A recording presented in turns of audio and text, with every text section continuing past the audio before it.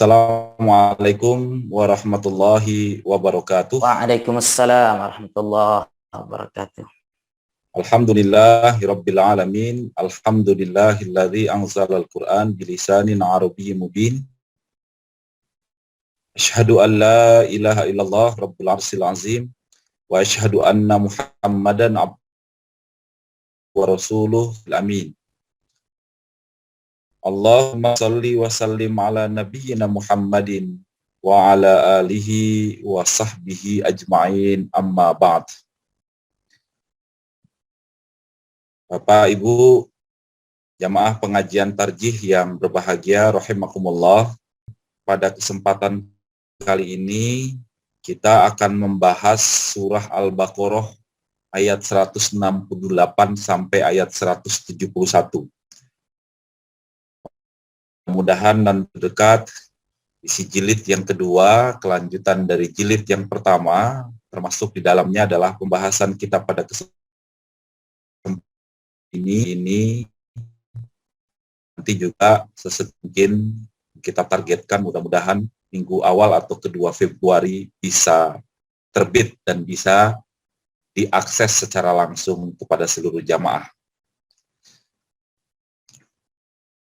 Tema pada kesempatan malam hari ini kaitannya dengan perintah makan makanan yang halal dan yang baik, di mana dalam surat Al-Baqarah ayat 168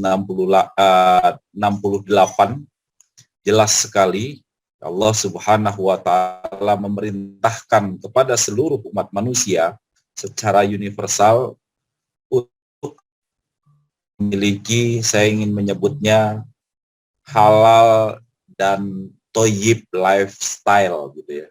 Bagaimana lifestyle manusia itu adalah lifestyle yang halal dan thayyib. Yang walaupun pengungkapannya di sini perintahnya adalah makan, maka itu juga termasuk di dalamnya adalah aktivitas yang lain. Ya, karena banyak juga pengungkapan kata kulu itu tidak dalam definisi makan, artinya memasukkan apa yang bisa dimakan ke dalam tenggorokan. Kalau kita bisa merujuk di ayat yang lain, misalnya fakulu hani'a mani'a misalnya, itu kaitannya dengan mahar ya. Ya, mahar kan nggak mungkin dimakan, tapi gunakan, atau aktivitas keduniaan yang itu kemudian bisa lebih menyeluruh. Nah, Bapak Ibu jamaah pengajian tarjih yang berbahagia, dalam rangka supaya bisa runtut ya dalam penyajian tafsir ini, saya akan sajikan melalui poin-poin atau kemudian garis besar apa yang tertuang dalam tafsir At-Tanwir. Saya awali dari bagaimana Allah Subhanahu wa taala memerintahkan kepada seluruh umat manusia untuk berinteraksi dengan yang halal dan yang thayyib dan tidak ikut pada jalan setan. Jadi pilihannya mau interaksinya halal dan thayyib atau ikut jalan setan, di mana setan digambarkan dengan langkah-langkahnya menjerumuskan manusia kepada perbuatan yang di sini disebutkan dengan ungkapan fahsya. Bahkan kemudian di sini juga diberikan sebuah gambaran bagaimana sosok mereka yang tidak mau ikut terhadap perintah Allah Subhanahu wa taala dan mempertahankan apa yang mereka yakini, baik itu dari tradisi nenek moyangnya ataupun mengikuti hawa nafsunya. Allah Subhanahu wa taala berfirman, yang pada kesempatan saat ini kita akan bahas jadi satu kelompok kaitannya dengan perintah Allah Subhanahu wa taala untuk memakan makanan yang halal dan thayyib, di mana Allah Subhanahu wa taala juga nanti memberikan satu gambaran larangan untuk kita berinteraksi sebagaimana langkah setan, dan juga terhindar dari orang yang menutup diri pada kebenaran. Yang diseru di sini adalah orang kafir, di mana orang kafir dimisalkan sebagaimana pengembala yang memanggil binatang yang tidak terdengar panggilan tadi. Artinya di sini diungkapkan dengan ungkapan summum bukmun umyun fahum la ya'qilun. A'udzubillahi minasyaitonir rajim. Ya ayyuhan nasu kulu mimma fil ardi halalan thayyiba wa la tattabi'u khutuwatis syaitan innahu lakum aduwwum mubin. Innama ya'murukum bis-su'i wal fahsya'i wa an taqulu 'ala Allahi ma la ta'lamun. Wa idza qila lahum ittabi'u ma anzalallahu qalu bal nattabi'u ma alfayna 'alaihi aba'ana. Awalau kana aba'uhum la ya'qiluna syai'an wa la yahtadun. Wa mathalul ladzina kafaru kamathalil ladzina yan'atu bima la yasma'u illa du'a'aw wa nidaa. Summum bukmun umyun fahum la ya'qilun. Dalam tafsir At-Tanwir ayat 108 dan sampai 171 dikelompokkan dengan satu tema perintah Allah Subhanahu wa taala untuk kita makan makanan yang halal dan yang thayyib. Walaupun ada juga yang mengelompokkan sampai ayat 173 ya, yang kaitannya secara khusus di mana perintahnya spesifik kepada orang yang beriman dan kemudian dijelaskan apa saja yang diharamkan, termasuk di dalamnya di sini tentu adalah makanan-makanan yang diharamkan. Kita akan bahas sampai 171 yang mungkin nanti ke depan selanjutnya lebih spesifik lagi di kelompok ayat 172 dan 173. Diseru seluruh manusia. Ya ayyuhan nas, wahai sekalian manusia. Tentu biasanya identik ya ungkapan ya ayyuhan nas itu kan sebagai tanda bahwa ini adalah turun di Makkah. Berlaku seluruh umat manusia. Ada beberapa, kalau tidak salah mungkin 6 ya, seruan Allah kepada seluruh manusia yang itu konteksnya sebetulnya adalah Madaniyah. Termasuk ayat ini sebetulnya adalah konteksnya Madaniyah. Artinya turun setelah Rasul Shallallahu Alaihi Wasallam. Tapi menarik, Allah menyeru kepada seluruh manusia untuk kulu mimma fil ardi halalan thayyiba. Kulu, makanlah, mimma dari apa-apa fil ardi yang terdapat di bumi halalan thayyiba. Yang halal dan yang baik. Halal lagi baik. Wala tattabi'u khutuwati syaitan innahu lakum aduwwum mubin. Janganlah kamu mengikuti khutuwati syaitan, langkah-langkah setan. Tidak saja khat, tapi khutuwati syaitan. Memang setan nanti kita akan memberikan satu gambaran menggoda atau menjerumuskan manusia dengan langkah-langkahnya. Satu langkah, kemudian manusia ikut langkahnya, kemudian setan pun melangkah lagi yang harapannya manusia ikut kembali langkahnya. Terus lagi kemudian ikut lagi. Tidak pernah pas gitu untuk menggoda dan menjerumuskan manusia dengan langkah-langkahnya. Satu langkah manusia di situ digoda lagi dengan langkah selanjutnya, digoda lagi dengan langkah selanjutnya. Karena innahu lakum aduwwum mubin. Innama ya'murukum bis-su'i wal fahsya'i wa an taqulu 'ala Allahi ma la ta'lamun. Sesungguhnya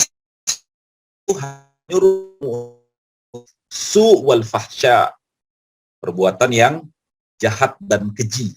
Wa an taqulu 'ala Allahi ma la ta'lamun. Dan mengatakan terhadap Allah apa yang tidak kamu ketahui. Nah, penjerumusannya luar biasa ya. sangat-sangat halus, rumusannya luar biasa, sangat-sangat tadi khutuwat, step-stepnya itu dengan penuh perencanaan yang luar biasa. Ya, maka banyak kita terjerumus di dalam.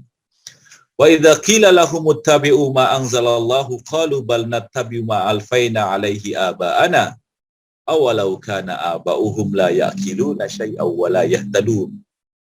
Dan apabila dikatakan kepada mereka apa?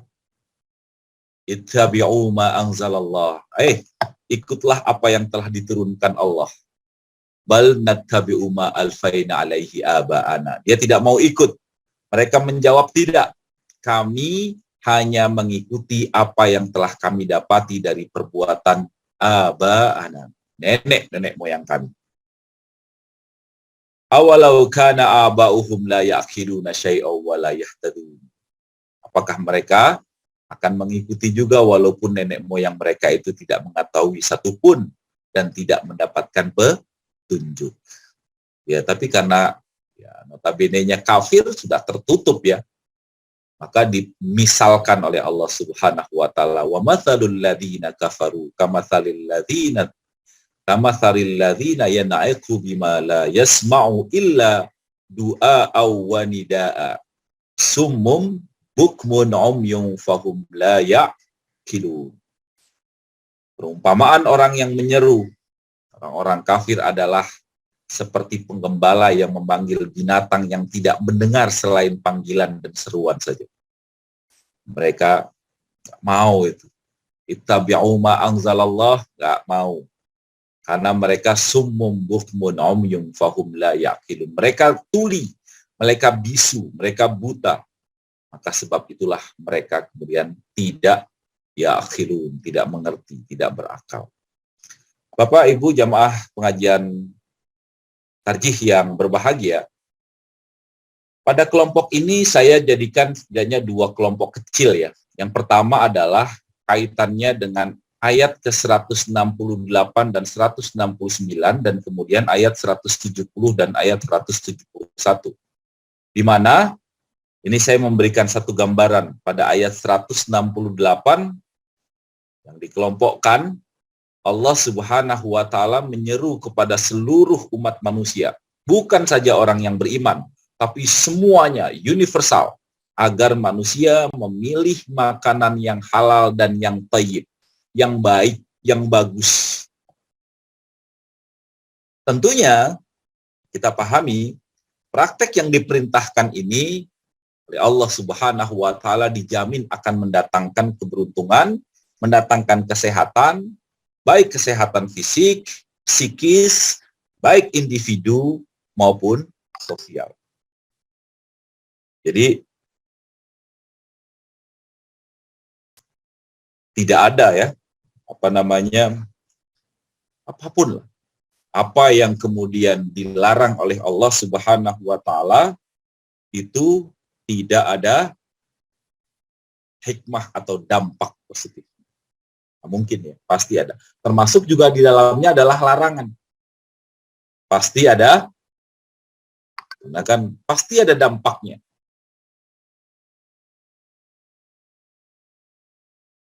Nah, innallaha thayyibun la yaqbalu illa thayyib. Karena jelas Allah Subhanahu wa taala thayyib, pasti nggak akan menerima yang kecuali yang thayyib. Jadi pasti akan mendatangkan keuntungan, akan mendatangkan kesehatan. Jadi di ayat ini diperintahkan kulu mimma fil ardi. Sebetulnya kan perintahnya silahkan, kamu boleh makan apa saja. Tapi kemudian apa saja yang di muka bumi ini bisa kalian makan. Tentu makan dalam arti di sini adalah tidak saja makan ya, tapi juga mungkin bisa lebih luas, termasuk di dalamnya adalah melakukan segala macam aktivitas. Tapi yang halalan thayyiban. Tapi yang halal dan yang thayyib. Halal itu apa? Halal itu kan lawan dari haram. Kalau kita melihat hukum Islam kan tidak ada 5 ya. Ada wajib, ada sunnah, ada mubah, ada makruh. ada haram. Berarti kategori halal ini sebetulnya ada 4 ini kategorinya ini. Halal ini ada 4 kategorinya. Kalau yang haram itu cuma 1. Ada 4 kategori. Itu kan makruh, misalnya kita makan makanan yang sudah yang mendatangkan bau. Kalau kita ingin misalnya datang ke masjid, misalnya makan bawang, makan petai, jengkol dan lain sebagainya, udah notabene kita akan mengganggu. Itu kan makruh kan. Kategorinya halal. Jadi dengan yang haram yaitu jelas itu 1 gitu. 1. Thayyib itu thayyib, baik. Kita akan explore lebih jauh. Baik itu sebetulnya juga nanti kita akan gambarkan baik yang dimaksud di sini adalah proporsional. Baik dalam arti yang memang mendatangkan kemaslahatan dan kemanfaatan. Maka prinsip halal thayyib itu adalah prinsip tentu yang kita pahami pasti akan mendatangkan keuntungan dalam kesehatan fisik, psikis, individu, sosial, itu sudah menjadi sebuah kepastian. Di dalam tafsir At-Tanwir di sana dijelaskan apa makna halal, apa makna thayyib. Kata halal yang berakar kata dari kata hillun, halala, yuhallilu.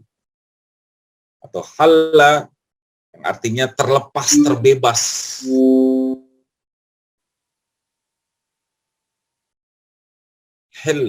Hillun.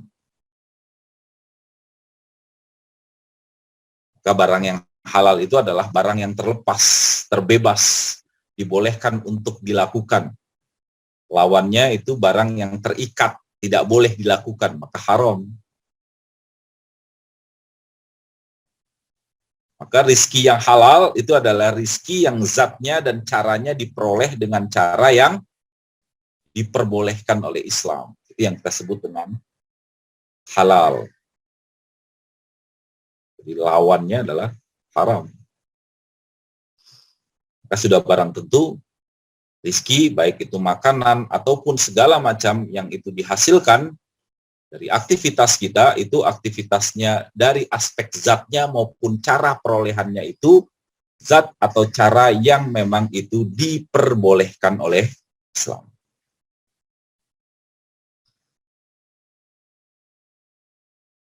Kemudian thayyib, baik, proporsional, berkualitas dan bermanfaat.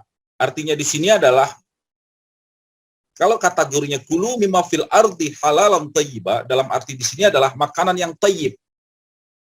Thayyib itu tentu secara subjektif belum tentu baik dan bermanfaat. Kadangkala ya, kita menyebut bahwa misalnya sebagai contoh itu baik untuk anak dewasa, itu baik untuk orang dewasa tapi tidak baik untuk anak-anak, misalnya gitu kan ada. Itu baik untuk orang yang sehat dan mungkin tidak punya komorbid tertentu, tapi tidak baik orang yang mungkin punya komorbid tertentu. Nah, itu sering kita sebut dengan secara subjektif demikian. Maka perintah Al-Quran agar kita mengkonsumsi makanan yang halal dan thayyib itu tentu menunjukkan di mana Allah Subhanahu wa Ta'ala Ar-Rahman, Ar-Rahim gitu ya. Kasih sayang Allah Subhanahu wa Ta'ala tercurah kepada seluruh umat manusia. Karena tadi saya sampaikan bahwa makanan yang jenisnya halal, caranya tidak halal, maka tentu pasti punya dampak. Termasuk juga di dalamnya. Tidak ada yang diharamkan itu, tidak ada yang diharamkan itu tidak memiliki dampak buruk. Pasti ada.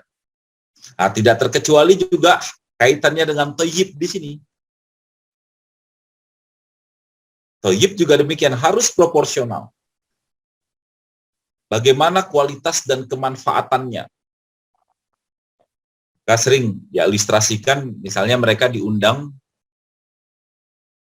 untuk menjaga kesehatan melalui konsumsi makanan. Tapi kemudian orang yang membangkang dari petunjuk ini, maka kemudian dia sengaja berarti membawa dirinya pada kehancuran. Misalnya sudah nggak usah makanan ya. Misalnya sebagai contoh kita habis berobat ya, sakit dapat diagnosa, kemudian dikasih obat, yang satu obatnya kemudian sehari diminum 3 kali, yang satu sehari diminum sekali. Tapi orang yang dapat diagnosa dan kemudian mendapat resep bahwa harus diminum sekali, dia pengen seperti orang yang saya makan 3 aja seperti dia. Itu menunjukkan sesuatu yang tadi dia berarti membangkang dari petunjuk dan kemudian bisa menyengaja membawa diri dia pada jurang kehancuran. Kalau dalam bahasa agama sering kita menyebut, dalam arti di sini berarti wala tattabi'u khutuwati syaitan, dalam arti tentu pilihannya berarti dia melaksanakan ajakan setan. Kita lihat benar-benar itu. Perintah ayat ini ditujukan kepada seluruh manusia, ya ayyuhan nas. Sifatnya universal, artinya tidak terbatas pada orang yang beriman saja. Perintah ini perintah kepada seluruh umat manusia. Perintah yang memang ditujukan kepada seluruh umat manusia. Kita diperintahkan untuk hanya makan yang halal dan yang thayyib. Halalan thayyiba. Yang halal dan yang baik. Untuk kulu dalam dimensi yang luas tadi ya. Kulu dalam dimensi termasuk di dalamnya adalah melakukan segala macam aktivitas. Wala tattabi'u khutuwati syaitan innahu lakum aduwwum mubin. Karena setan dengan langkah-langkahnya akan senantiasa membelokkan kita dari yang halal, dari yang baik menuju yang haram dan menuju yang buruk. Terus loh. Ya, diawali dari makanan. Pengungkapan kata makanan kan menarik ya. Karena dosa manusia pertama itu kan dari makan. Akan wala taqrabaha hadhihi syajarah, gitu kan? Tapi ternyata kemudian memakannya dan kemudian terjerumuslah. Dan kemudian itu menjadi peringatan bagi kita untuk senantiasa tunduk dan patuh terhadap apa yang diperintahkan oleh Allah. Dan jangan ikut pada langkah satu, setan belum beralih kepada langkah selanjutnya kalau manusia ikut pada langkah. Ketika manusia ikut pada langkah kemudian udah lagi langkah berikutnya. Kita mungkin ilustrasi ya bagaimana digoda meminum haram, jadi bukan kemudian digoda lagi dan dia dalam aktivitas yang jelata. Maka di sini tattabi'u khutuwatis syaitan innahum aduwwum, jangan ikuti langkahnya, langkah 2, langkah 3. Karena aduh musuh yang nyata. Jadi anggapan bahwa soal makan yang hanya pada orang yang beriman itu menurut saya keliru di sini tadi kan. Makanya ayuhan ini berlaku universal. Perintahnya kepada seluruh umat manusia termasuk di dalamnya adalah maupun kafir. Karena ini kaitannya dengan tadi membawa ke maslahatan kesehatan. Nah, itu yang. Nah, saya lebih spesifik pada kata thayyib dalam Al-Qur'an, di mana di sini digambarkan juga dalam tafsir At-Tanwir kata thayyib. Yang ya kata thayyib ternyata juga menarik ya. Selain kepada disertai juga dengan kata halal seperti ayat ini, halalan thayyibah, atau di ayat yang lain. Tapi terkadang label thayyib itu juga untuk menjelaskan kata halal. Nah, di surat Al-Maidah ayat 4 dijelaskan, atau bahkan kemudian nanti ketika membahas Al-Baqarah 1-2 itu juga bisa dijelaskan. Kulu min thayyibati ma razaqnakum.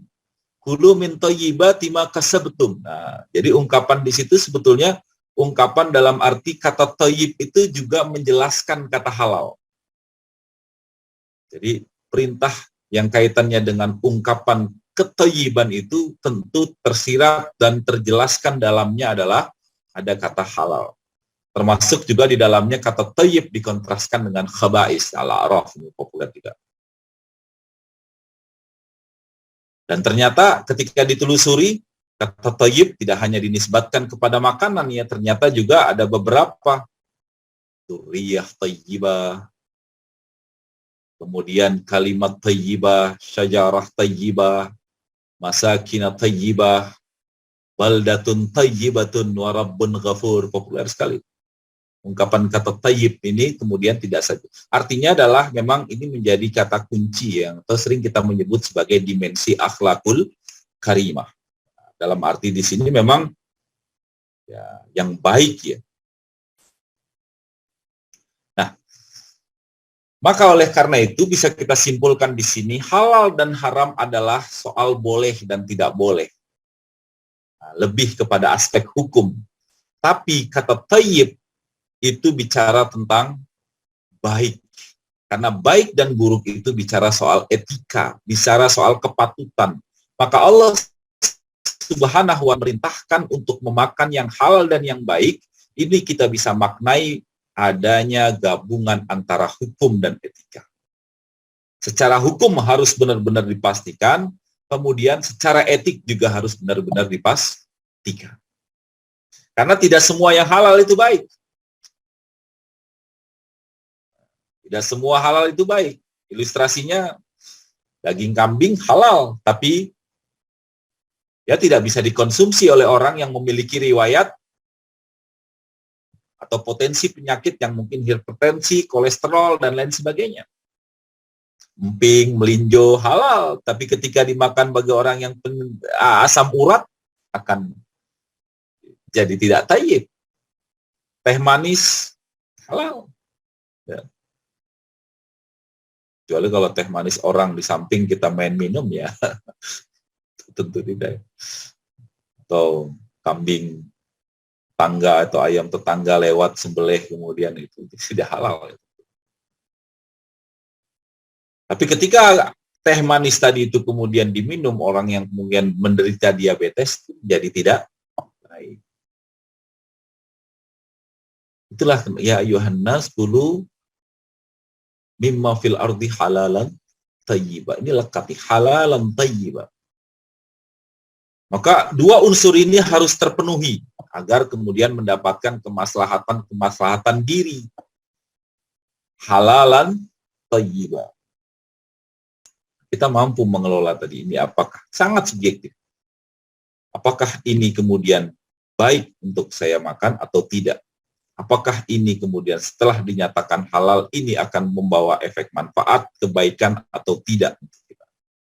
Karena tidak semua yang halal itu baik. Ini tentu mengandung maksud. Ya. Setelah kemudian dijelaskan oleh Allah Subhanahu wa taala, wala tattabi'u khutuwatis syaitan innahu lakum aduwwum mubin. Yang mereka kemudian mengajak su' wal fahsya. Ya, nah, setan itu mengajak su' dan wal fahsya itu.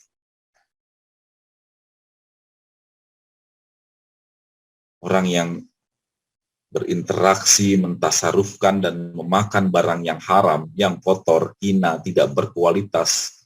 Di sini digambarkan sosok orang yang mengikuti jalan. Nah, dan di sini juga dijelaskan bahwa setan akan terus-menerus mengajak orang untuk berbuat jahat. Dan tadi saya sudah ungkapkan futuat, melalui khat-khatnya, melalui langkah-langkahnya, melalui step terus. Ingin menjauhkan kita dari Allah Subhanahu wa taala.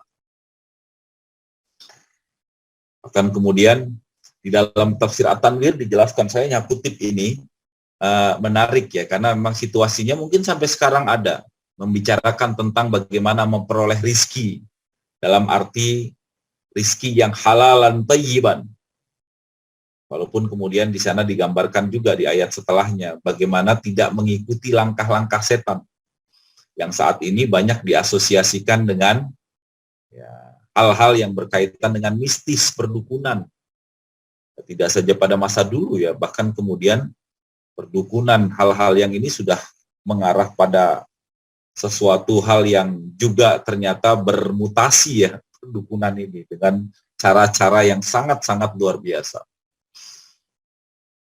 Orang yang terbiasa mencari rizki, kemudian berdasarkan petunjuk dukun, kemudian dia tidak bisa membedakan mana halal, mana haram. Mereka habis-habisan membela sang dukun meskipun ajaran yang menyimpang dari ajaran sugihan, kemudian semua kepercayaan dan lain sebagainya itu kemudian ikut jadi khutuwati syaitan dengan berbagai macam caranya. Sebagai ilustrasi yang dikupas tuntas dalam tafsir At-Tanwir itu adalah bagaimana situasi perdukunan dan kemudian mempengaruhi sosok seorang tadi untuk menghalalkan segala cara. Nah, kemudian dalam kelompok yang kedua pada tema yang akan kita bahas atau yang sedang kita bahas adalah ayat 170 dan 171-nya. Di mana Allah Subhanahu wa taala di sini memberikan penjelasan lebih lanjut. Wa idza qila lahum ittabi'u ma anzalallah qalu bal nattabi'u ma alfaina alaihi aba'ana awalau kana aba'uhum la ya'khiluna syai'aw wa la yahtadun wa mathalul ladzina kafaru kamathalil ladzina yan'aqu bima la yasma'u illa du'a wa nida summum bukmun umyun fahum la ya'qilun. Enggak mau dia ikut. Diperintahkan ikut enggak mau. Apapun alasannya. Dia enggak mau. Apa alasannya saya harus ikut? Saya hanya ikut terhadap apa yang kemudian diperbuat oleh nenek-nenek moyang kami. Apa yang sudah dilakukan oleh orang-orang yang ada di sekitar kami, menolak yang di mana Allah Subhanahu wa taala memberikan sebuah gambaran ya sikap bandel orang kafir tadi ya, diumpamakan sebagaimana kita ya, memberikan seruan kepada gembala yang hanya fahamnya kecuali ya 1, 2 aja, nggak mau gitu.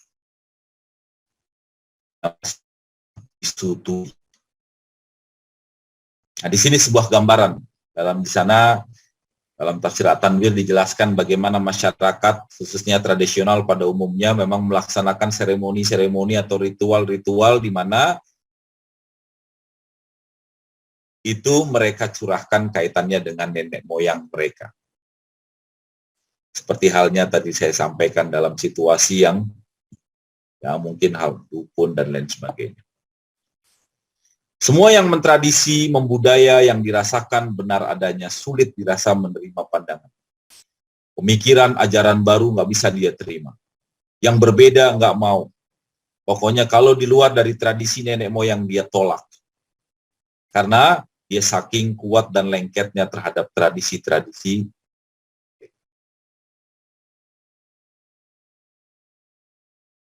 Jadi mereka tetap melestarikannya. Bahkan kemudian memamerkannya dan menunjukkan kepada orang lain atau masyarakat luas.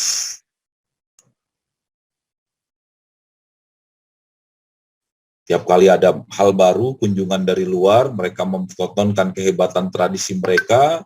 Mereka tidak bisa mempertimbangkan tradisi baru, tradisi lain yang membawa kebaikan mereka untuk maju. Karenanya wajar mereka senang menerima kunjungan, tapi tidak melakukan kunjungan balasan. Dalam arti di sini diungkapkan dalam notabene, awalau kana aba'uhum la ya'qiluna syai'aw wa la yahtadun. Bal nattabi'u ma alfaina alaihi aba'ana. Gitu. Karena mereka nggak mau ittabi'u ma anzalallah. Di akhirnya di sini disebutkan bahwa ya sia-sia. Karena Allah Subhanahu wa taala dalam Al-Qur'an menjelaskan bahwa mereka itu sudah kafir, pengikut setia setan. Karena kata kafir sering kita mengungkap ya, kata kafir itu kan kata kafaratu artinya tertutup ya, tutup, menutup diri pada kebenaran, menutup diri pada hal yang itu mengarah pada hal-hal yang benar. Tertutup pikirannya, tertutup kalbunya, tidak mau menerima kebenaran selayaknya summun bukmun umyun.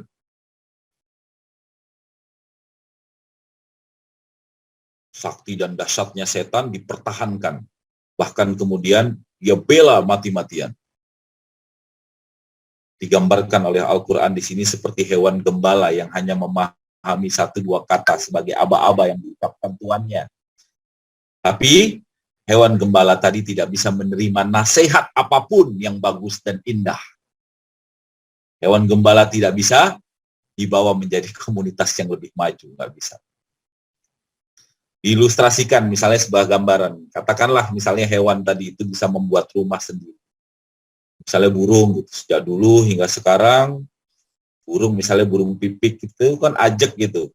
Seperti itu.